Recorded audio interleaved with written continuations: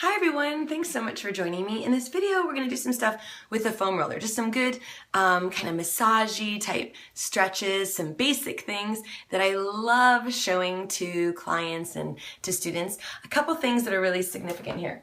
So my foam roller is 36 inches long, okay, and there we go, and 6 inches in diameter. The other thing is, and I find this kind of tricky to find in stores, but I love a foam roller that has some give. So a foam roller that's too hard isn't going to be very pleasant to work with. So if you get a chance, if you're not ordering it online, but you're in a store, really get a sense and try to find the softest one available. Okay, so such a great tool for all kinds of postural awareness. You can strength train on this, you can work your abs on this.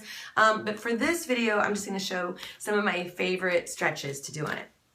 Sometimes, okay, the entry into it is a little awkward, okay, so you want to practice this and know that with some practice it'll get easier. So I usually start with the shins, and it would be more in a kind of forearm plank or a plank position. So you want to make sure that as you're stretching out or massaging parts of your body, that other parts of your body are not suffering and accumulating tension. Okay, so I'm just going to get into this position and roll back and forth. Okay, just, it's a bit of an ab workout, okay? So you want to make sure that that is not distracting you from getting a nice, the sensations, okay, in the shins. Yeah, so you can do it that way. Another way, probably easier, a lot easier, okay, is this way. Yeah, I would probably do this. Yeah, still work, but less work than on the forearms.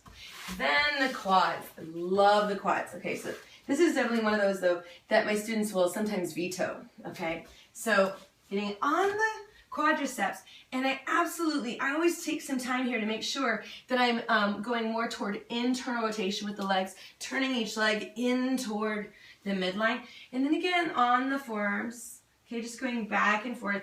So I absolutely love this. So I'm going right to the edge at the top of the knee, right to around the base of the pelvis, okay? So I love going on the front, and then I'll adjust, okay, and go on the side, and I'll shift a little bit. So good. But this is sometimes the thing that students are like, no. And that's fine, right? So if it's too intense and you're just not getting, you know, the benefit of it, and all it is just totally distracting because it hurts, then skip it. Okay, so I would do both sides. So to take off some of the weight, I'm putting my shin on the foam roller and getting a little extra benefit here. Some people do it this way. This adds a lot of weight to the position, so that might be too intense. Anyway, so you get the shins and the quads.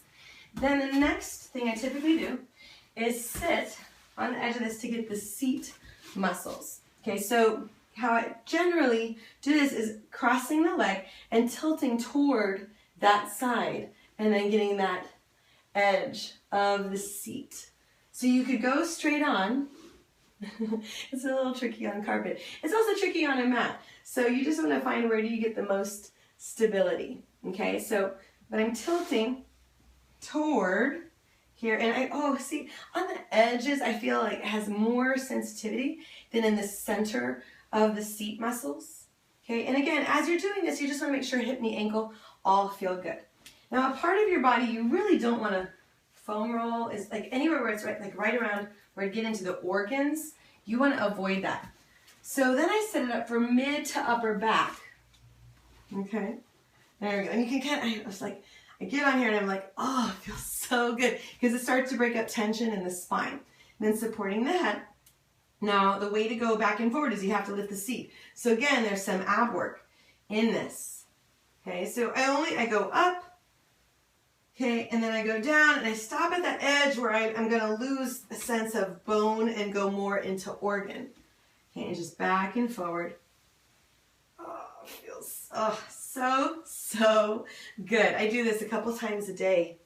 Okay, and then I love to do this. So I get on here, and you can decide if you want to lower the seat all the way or not, but so you lengthen and then go back and then maybe do, in smaller area. So love that. And then I'll kind of visit around the shoulders. It's kind of hard to get exactly into the neck, but when you release, you kind of breaking up the tension just below the neck into the sides of it. So you could tilt a little. So these are small movements, right? But that releases tension in the neck. And then if we have time, I love also to lay on this, okay? Lining up so it's neutral and then shifting a little side to side. So this is much less intense, but still feels really good. I love the foam roller. I love it so much. I think everybody should have the benefit of having it. Okay, so it's a overall, you get your money's worth. It's like a inexpensive, massage that's available to you, right? When you have this tool. So, and then you can decide: are you going to roll over to get up? Are you going to come up? But those are some of my favorite things to do with the foam roller. So I hope that you find these things helpful. I still want to, it's like I didn't get enough. I want to keep going. So anyway, I would love to hear from you. Have a wonderful day. Namaste.